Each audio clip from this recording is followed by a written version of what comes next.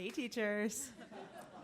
So when I was 28, all of my friends were in relationships. Everything else was great. I had finished grad school. I had my first teaching job. I was exhausted at the end of every day. But then on the weekends, I'm like, all right, I got to blow off some steam. I'm single. I'm ready to mingle. I was the only single girl in New York. So I'd call up my friends and say, who's coming out tonight? Oh, we're going to go to dinner. Oh, okay. Sunday nights were the worst. Sunday night is boo night. Oh, we're just going to, catch a movie on the couch.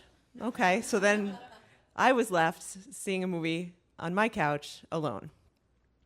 So when one of my colleagues organized a Friday happy hour that fall, I was like, let's do this. I'm in.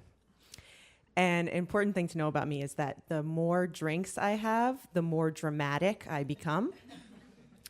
So I'm there, I'm 4, 5 drinks in, and I turned to the young man next to me, who's a colleague, and I proclaimed, quite emphatically, that I'm either going to have to learn to knit or read Proust.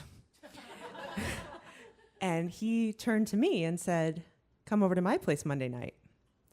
My wife will teach you how to knit and make you dinner. And my feminist sensibilities are shook because it's like, is this the future? Your wife is going to make me dinner and we're going to knit? In my head, I'm like, eh. And what I say is, what can I bring? So on Monday, I'm at their door with a bottle of wine, and just from inside the apartment, the smells are delicious. And it's warm, and it's cozy, and lovely, and we sit down together, and the three of us share an amazing meal. And after dinner, she sits down with me and starts me off with a scarf. That's the most basic beginning. And she's a very patient teacher. Knit, purl, knit, purl. The needles are clunky. My hands aren't getting it, but she's good with me. She's taking it slow. And she asks me why I chose the yarn colors I did. And I said, well, this is a Harry Potter scarf. And she was like, what's your favorite book? Who's your favorite character? What's your favorite magical beast?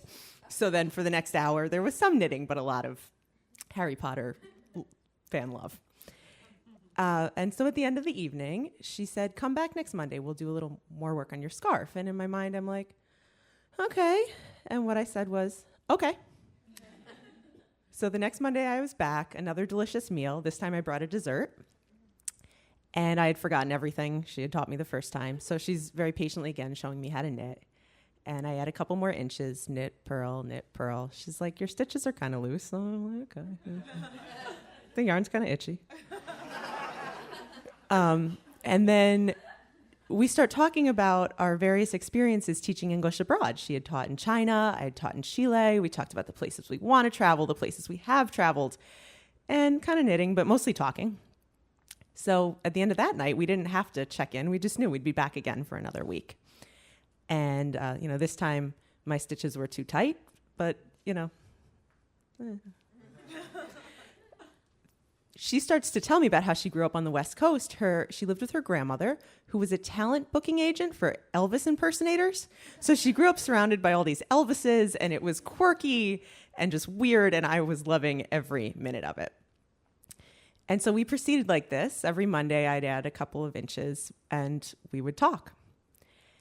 And much later that fall, maybe beginning of winter, she tells me that, in fact, the whole thing had been a setup, that she had tasked her husband with bringing home a friend. She had moved across the country for him to take a new job. She didn't have a job. She was looking, and in the meantime, she didn't know where to begin meeting people, and she was kind of lonely. So he was a matchmaker, and he did a really good job. I'm like, wait, but you're in a relationship. How can you be lonely? And it had never occurred to me before that I was not the only lonely girl in New York. So 8 years later, I have about 3 feet of a very amateurly knitted scarf, and I'm never going to finish it. I don't like knitting. But I'm hanging on to it, and I've hung on to these friends. And with very, very few exceptions, we've had dinner together every Monday night for 8 years. Wow. Thank you.